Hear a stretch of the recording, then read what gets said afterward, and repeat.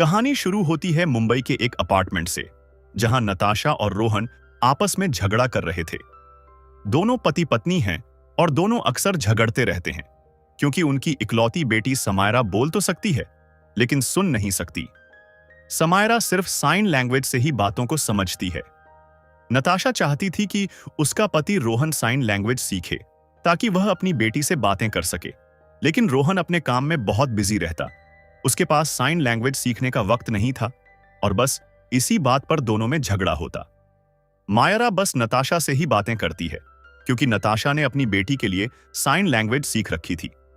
वक्त के साथ रोहन और नताशा का झगड़ा इतना बढ़ चुका था कि दोनों एक दूसरे से बातें भी बहुत कम करते। एक दिन नताशा कहीं जा रही थी तो रास्ते में उसे एक फोटो आर्ट गैलरी दिखी। नताशा ऐसे ही उस गैलरी में चली गई और वहां लगी फोटोज को देखने लगी। नताशा एक फोटो पर आकर रुक गई। उसी वक्त उसके पास उस आर्ट गैलरी का मालिक कबीर आता है।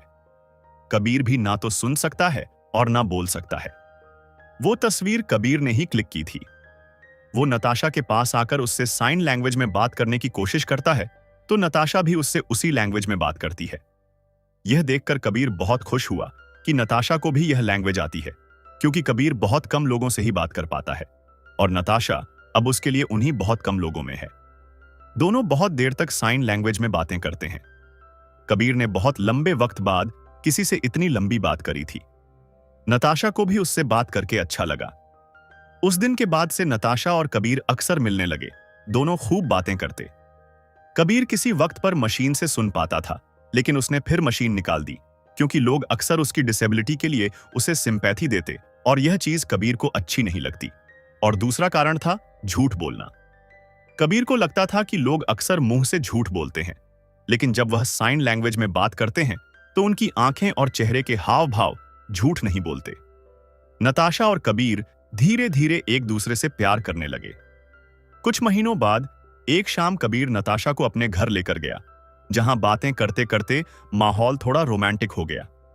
दोनों एक दूसरे के बहुत करीब आ जाते हैं।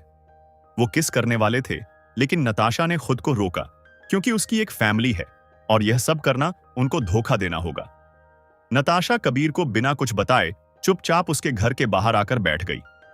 तभी उसके पास रोहन का मैसेज आता है कि वह आज रात घर पर नहीं आ पाएगा। मैसेज पढ़ते ही नताशा का मूड बदल गया और वह दोबारा कबीर के पास गई। उधर कबीर यह सोच रहा था कि कहीं उसने जल्दबाजी तो नहीं कर दी। नताशा आकर कबीर को किस करती है और दोनों फिजिकल होते हैं। रात को नताशा उसी के घर पर रुक गई थी।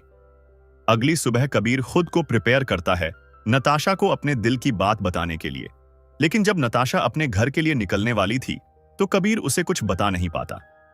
लेकिन जब वह चली जाती है तब कबीर से रहा नहीं जाता और वह भागकर उसका पीछा करता है, उसे अपने दिल की बात बताने के लिए। नताशा अपने घर पहुंचती है तो वह घर में एक अलग माहौल देखती है। समायरा और रोहन आपस में बातें कर रहे थे और बहुत खुश थे। रोहन भी धीरे धीरे अपनी बेटी के नजदीक आने की कोशिश कर रहा था, और अब शायद रोहन और नताशा के बीच झगड़े की कोई वजह न रहे। उसी वक्त नताशा का पीछा करते करते कबीर भी उसके घर तक पहुंच गया था। तब कबीर को पता चला कि उसकी पहले से एक फैमिली है और वह बोल भी सकती है, जिसके बारे में नताशा ने उसे कभी नहीं बताया।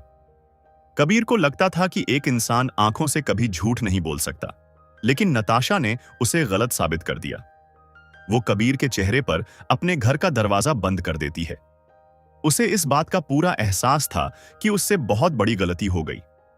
उसने कबीर का दिल तोड़ा है, रोहन और अपने झगड़े की वजह से, जबकि इसमें कबीर की कोई गलती नहीं थी।